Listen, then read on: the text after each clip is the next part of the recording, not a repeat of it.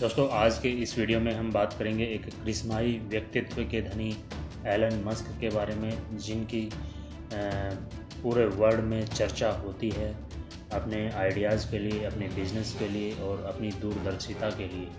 Okay, और इन्होंने महज 12 साल की उम्र में एक वीडियो गेम बनाया और उसको फिर $500 में बेच दिया। ये ऐसे इंसान हैं जो अपने सपने को पूरा करने के लिए किसी भी हद तक जा सकते हैं और कुछ भी कर सकते हैं। ओके, एलन मस्क का जन्म 28 जून 1971 को दक्षिण अफ्रीका के प्रिटोरिया शहर में हुआ था और इन्होंने 2020 में अपने सभी बंगले बेच दिए और एक किराए के घर में शिफ्ट हो गए। ओके, दुनिया के सबसे अमीर शख्स एलन मस्क ने आखिरकार ट्विटर को खरीद लिया, क्योंकि ये काफ़ी टाइम से चर्चा में बने हुए ट्विटर को लेके और कई दिनों से इसकी चर्चा चल रही थी। मस्क ने माइक्रो ब्लॉगिंग प्लेटफॉर्म का सौदा $44 अरब यानी 3,37,000 करोड़ रुपए में खरीदा है। मस्क की तरफ से यह रकम कैश में दी जाएगी और मस्क के ऑफर के अनुरूप उन्हें ट्विटर के हर शेयर के लिए $54.20, अगर भारतीय रुपयों में बात करें तो लगभग 4,148 रुपये चुकाने होंगे। इस सौदे के बाद अब मस्क के पास ट्विटर की 100% हिस्सेदारी हो जाएगी। दोस्तों, मैं आपको एक बात और बता दूं कि एलन मस्क ट्विटर को ख़रीदने के पीछे इनका कोई बिजनेस नहीं है। इनका जो, अगर हम ट्विटर की हिस्ट्री देखें तो 11 साल के इतिहास में 9 साल ये घाटे में रही है। ओके, इसकी बैलेंस शीट घाटे में रही है और इन्होंने मतलब कहा है कि सभी को स्पीच का मतलब फ्रीडम ऑफ स्पीच का अधिकार होना चाहिए और इसीलिए इन्होंने ट्विटर को ख़रीदा है। ट्विटर खरीदने के बाद मस्क एक बार फिर से सुर्खियों में हैं। पूरी दुनिया में उनको लेकर चर्चा हो रही है, हर कोई उनके बारे में जानना चाहता है। ऐसे में हम आपको बताने जा रहे हैं मस्क की ज़िंदगी से जुड़े हुए कुछ खास बातें। ओके, एलन मस्क के जो पिता थे वो दक्षिण African electromechanical engineer, pilot, property developer थे। मस्क के छोटे भाई का नाम किम्बल और बहन का नाम टोस्का है। किम्बल का जन्म 1972 और टोस्का का जन्म 1974 में हुआ था। मस्क के नाना जोशुआ हेल्डमैन अमेरिकी मूल के कनाडाई थे। जोशुआ ने अपने परिवार को अफ्रीका और ऑस्ट्रेलिया की यात्रा एक इंजन वाले बेलांका हवाई जहाज़ से कराई थी। ये भी एक रिकॉर्ड है। 1980 में मस्क के माता पिता अलग हो गए थे।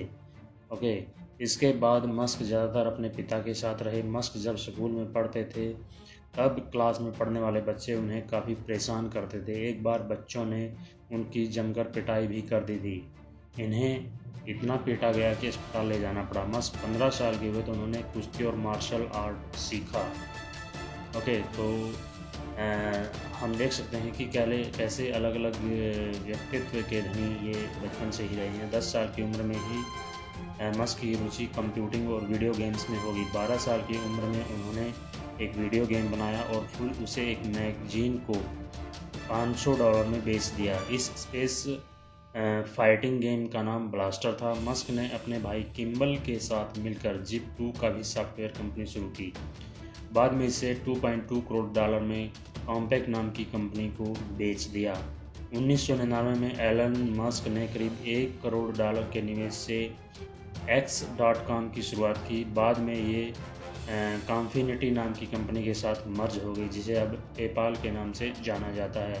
2002 में ईबे ने पेपाल को $150 करोड़ में खरीद लिया, जिसमें जो मस्क की हिस्सेदारी थी वो लगभग $16.5 करोड़ थी। फिर मस्क ने स्पेस रिसर्च की तकनीक पर काम करना शुरू किया। 2002 में इसके लिए स्पेस एक्स की शुरुआत की। मस्क ने दावा किया था कि आने वाले दिनों में वह इस कंपनी के जरिए मनुष्य को दूसरों ग्रहों पर भी भेज सकेंगे। साल 2004 में एलन मस्क ने इलेक्ट्रिक कार कंपनी टेस्ला की शुरुआत की।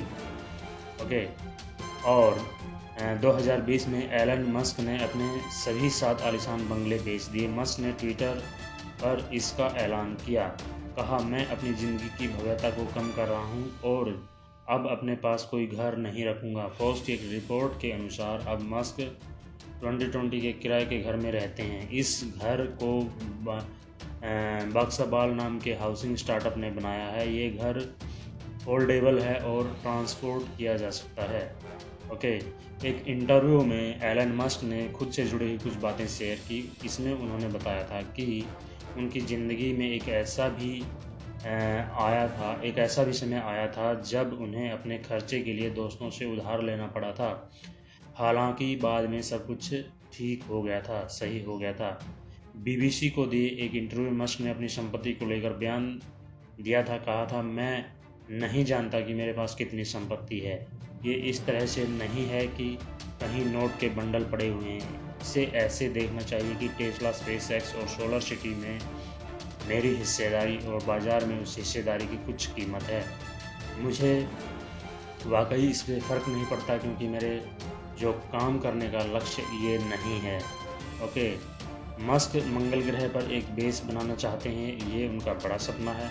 मस्क ने एक इंटरव्यू में कहा था कि वो इसके लिए अपनी पूंजी का सबसे बड़ा हिस्सा लगाना चाहते हैं और उन्हें कोई आश्चर्य नहीं होगा अगर उन्होंने इस मिशन को सफल बनाने में सारी पूंजी लगा दी। मस्क के अनुसार मंगल ग्रह पर मनुष्यों का एक बेस है, बहुत बड़ी सफलता होगी। मस्क ने कहा, इससे भविष्य बेहतर होगा। मस्क कहते हैं कि न्यूक्लियर युद्ध या किसी एस्टेरॉयड के टकराने से पृथ्वी का अस्तित्व खतरे में आ जाए, ऐसी स्थिति में हमारे लिए सबसे उपयुक्त मंगल ग्रह ही है।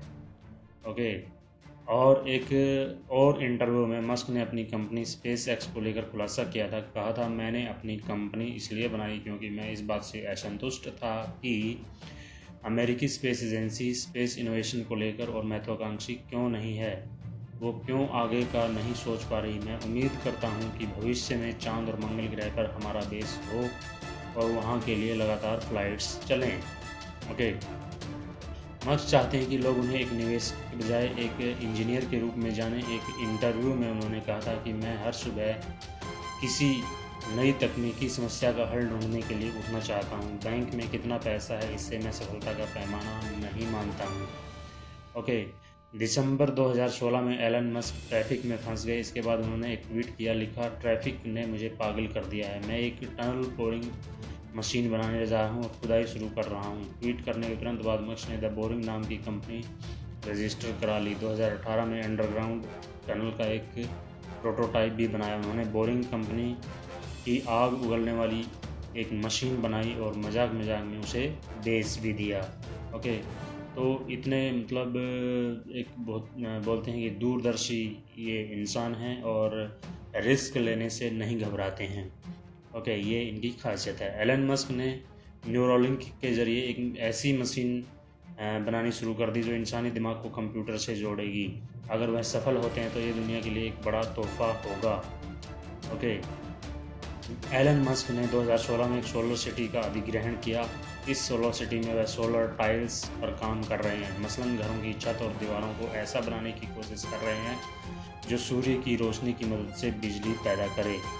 ओके, और मशहूर फिल्म आयरन मैन 2 में मस्क ने काम किया है। इसकी पहली सीरीज में टोनी स्टार्क के मार्वेल में मस्क की ज़िंदगी पर आधारित किरदार निभाया था। वहीं the Simpson, big bang theory और साउथ पार्क जैसी फिल्मों में मस्क ने एक्टिंग की है। ओके, तो दोस्तों ये थे कुछ इंटरेस्टिंग पहलू जो मस्क की ज़िंदगी से जुड़े हैं। और मस्क हमेशा से ही एक दूरदर्शी और एक मतलब जो चलन में नहीं है ऐसी चीज़ों पे काम करते हैं और इसीलिए उनका इतना नाम है। ओके, तो हमने मतलब देखा स्पेसएक्स और जो टेस्ला कंपनी है, टेस्ला मतलब बिल्कुल इनोवेटिव आइडियाज़ के ऊपर ये काम करते हैं और इसीलिए दुनिया इनको जानती है और अब ये दुनिया में सबसे रईस इंसान हैं। ओके, इनके जो टेस्ला कंपनी है उसके शेयरों में पिछले 1-1.5 साल से काफ़ी भारी उछाल देखने को हमें मिला है और ये जो परिणाम है ये उनकी दूरदर्शिता और काम करने का अलग तरीका है जो उसकी वजह से है। ओके, तो ये वीडियो आपको कैसा लगा हमें कमेंट सेक्शन में ज़रूर बताएं और आप क्या सोचते हैं एलन मस्क के बारे में, इसके बारे में भी हमें लिखें। चैनल को सब्सक्राइब करें, वीडियो को लाइक करें, शेयर करें। Thank you so much for watching this video.